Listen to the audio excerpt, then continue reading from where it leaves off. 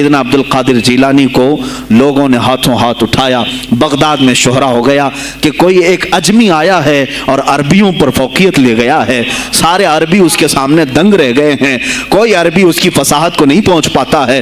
کئی لوگ امتحان کے لیے بھی آئے، ایسا نہیں ہے کہ غوث پاک کو یوں ہی چھوڑ دیا گیا۔ میرے عزیز، تم تو 1000 سال کے بعد کرامتیں سنتے ہو نا، یہی لگتا ہے کہ غوث پاک بہت کرامتوں کے مالک تھے، بہت بڑے عالم اور بڑے ولی کامل تھے، کچھ نہیں ہوا ہوگا ان کے ساتھ۔ ہمارے سے زیادہ خطرے انہوں نے مولے ہیں، ہم سے زیادہ حاسدین ان کے تھے، دشمنی کرنے والے اپنوں میں بھی بہت سارے تھے۔ غوث پاک رضی اللہ تعالیٰ عنہ کا جب خطاب شروع ہوا، کیا ایک خطیب جب مشہور ہونے لگے تو دوسرے مولوی خاموش رہ جائیں گے؟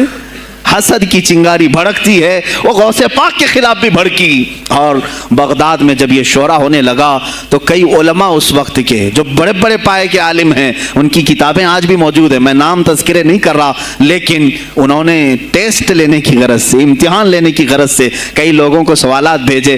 ایک دن مجلس میں ایسا تھا کہ غوث پاک تفسیر قرآن بیان کرتے تھے۔ تفسیر قرآن بیان کرنا غوث پاک کا محبوب مشغلہ تھا، روزانہ قرآن کی تفسیر عرض کرتے۔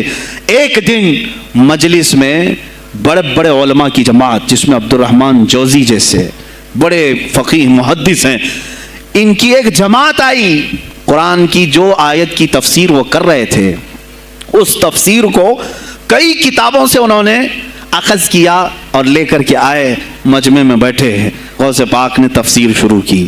ایک آیت کی کتنی تفسیریں ہو سکتی ہیں، کتنی تفسیریں ہو سکتی ہیں، ایک تفسیر بیان کیا، اس کے بعد کہا اس آیت کی ایک دوسری تفسیر یہ ہے، پھر تھوڑی دیر کے بعد غوث پاک نے فرمایا اس کی ایک تیسری تفسیر یہ ہے، پھر کہا اس کی ایک چوتھی تفسیر یہ ہے، پھر کہا اس کی ایک پانچویں تفسیر یہ ہے۔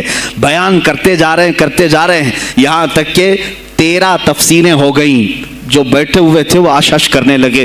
اس کے بعد اتنا ہی نہیں، آگے بڑھتے رہے، آگے بڑھتے گئے، 40 تفسیریں ایک آیت کی آپ نے بیان کی۔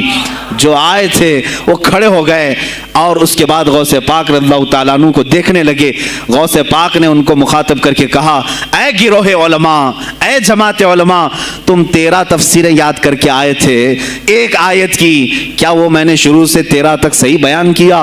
سب اپنے جبے اٹھانے لگے، کہا ہم تو یہ 13 تفسیریں پڑھ کر آئے تھے یہ سوچ کر کے کہ شیخ عبد القادر جیلانی کو 2-3 سے زیادہ تفسیریں نہیں آتی ہوں گی، 13